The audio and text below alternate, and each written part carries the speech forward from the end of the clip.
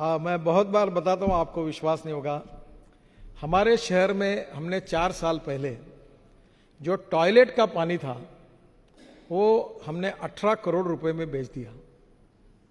अब आप उम्मीद कर सकते हैं कि टॉयलेट का पानी बेचा जा सकता है। 18 करोड़ महाराष्ट्र सरकार खरीदती है, रिसाइकलिंग करके वो कोराडी और खापरखेड़ा के पावर प्रोजेक्ट के लिए यूज कर रहे हैं। और अभी 10 दिन पहले हमने एग्रीमेंट नया किया और पानी दे रहे, और हमको साल के म्यूनिसिपल कारपोरेशन कितने मिलेंगे पता है आपको? 78 करोड़।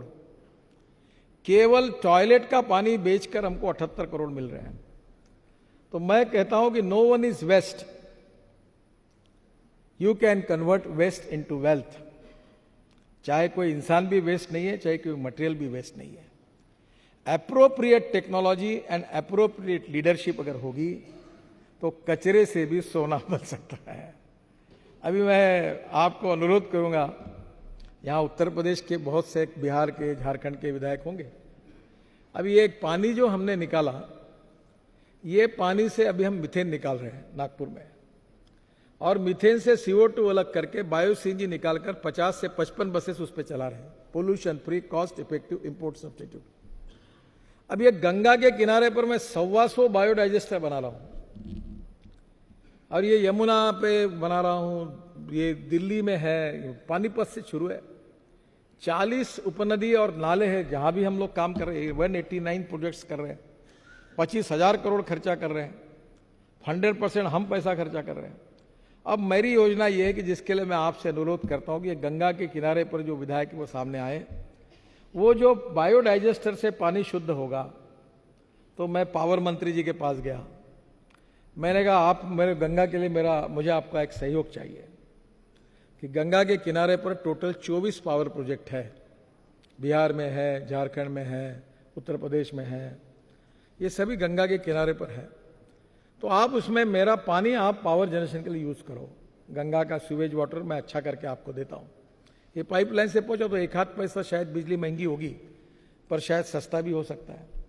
जब मैंने उनको कहा, उन्होंने कहा 12 प्रोजेक्ट हमारे चालू है, मैं पानी लेने के लिए तैयार हूँ, हमारा अभी एग्रीमेंट होगा। उन्होंने ऑर्डर भी निकाला है, और ये पूरा गंदा पानी मैं जो गंगा का शुद्ध करके उनको बेचूंगा, उससे पैसे मिलेंगे।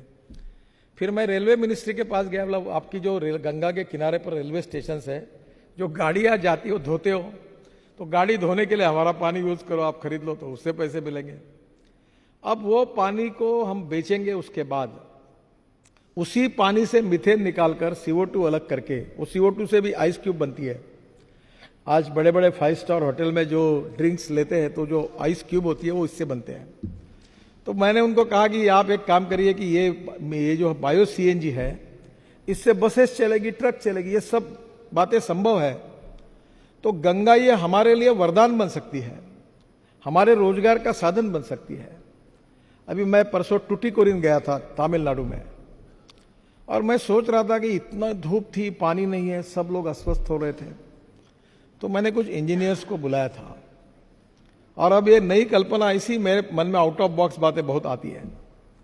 तो मैंने उनको कहा कि ये जो चेन्नई में आप पीने का पानी दे रहे हैं, जिसका डिसैलिनेशन कर रहे हैं, ये कॉस्ट कितनी आती है?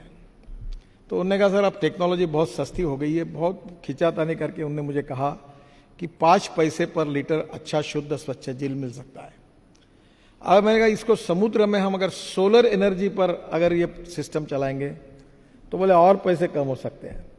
अब मैं स्टडी कर रहा हूं कि डैम बनाकर बरसात का पानी रोककर वो पानी पीने के लिए देने के बजाय और खेती के लिए देने के बजाय, जो 7,500 किलोमीटर का समुद्र किनारा है, वहां सोलर से पानी तैयार करना, पानी डिसैलिनेशन करना, और वो पानी पीने के लिए और खेती के लिए अगर यूज किया जाए तो क्या वो पानी अपने को पुरा सकता है क्या? अभी उसका रिसर्च शुरू किया है। अगर ये किया तो बंगाल से लेकर, उड़ीसा से लेकर, तमिलनाडु से लेकर, हम कर्नाटक के पार्ट में अनेक जगह पर पीने के पानी का समुद्र में डिसैलिनेशन करके कर सकते हैं। और इसलिए ऐसी अनेक बातें जो टेक्नोलॉजी के कारण बदली हुई, जिससे आपके क्षेत्र का जीवन सुसही हो सकता है। अभी एक कचरे के बारे में, मेरे घर पे यहाँ एक मशीन है, तो मैं रोज सुबह देखता था कि जो पत्तियां गिरती थी उसको जला देते थे। तो एक छोटा मशीन है, तो मैं रोज उसमें वो सब पट्टिया वाला ट्रक वालों को कहा कि मेरे घर पे ला के दो, और उसका बायो फर्टिलाइजर तैयार होता है। और आपको ताज्जुब होगा, हमारे महात्मा गांधी जी जो कहते थे कि ग्रामीण क्षेत्र में हम बहुत प्रयोग कर सकते हैं। तो हमारे गिरिराज सिंह मंत्री है, मैं उनके विभाग में एक वर्धा में एक इंस्टीट्यूट है, महात्मा गांधी विज्ञान इंस्टीट्यूट, मैं वहाँ गया था और उनने मुझे एक बॉटल भेज दी, उसमें एमिनो एसिड था। तो मैंने उनको कहा कि ये एमिनो एसिड जो है ये क्या है? ये बोले प्लांट बूस्टर है। वो लाकर मैंने हमारे खेती पे मेरी पत्नी ने यूज़ किया, इतना कि 25-30% ग्रोथ मिल गई। तो मुझे लगा किसान आत्महत्या कर रहे हैं, उनका फायदा होगा, ये तो बहुत सस्ता सोल्यूशन है।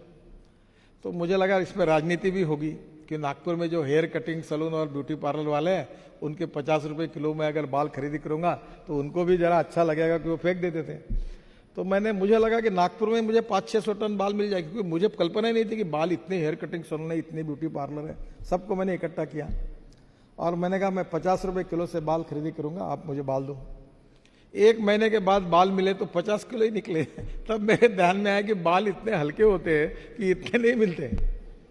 अब आपको ताज्जुब होगा, मैं 5 ट्रक बाल तिरुपति से खरीदता हूँ और वो पूरा एमिनो एसिड बनता है।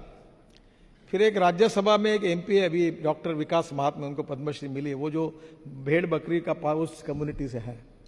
तो मैंने कहा डॉक्टर तू फालतू काम मत कर, तुम ये भेड़ बकरी के बाल काटने का काम शुरू कर। तो उन्होंने चालू किया, तो उन्होंने अभी मुझे 3 टन बाल ला के दिए बकरियों के काट के। तो गांव के लड़के उतने होशियार है कि उन्होंने कुत्ते के बाल, बैलों के बाल, भैंसों के बाल काटना शुरू किया, उससे भी एमिनो एसिड बनता है। आपको ताज्जुब होगा, 900 रुपए की बोतल हमने 300 रुपए में दी।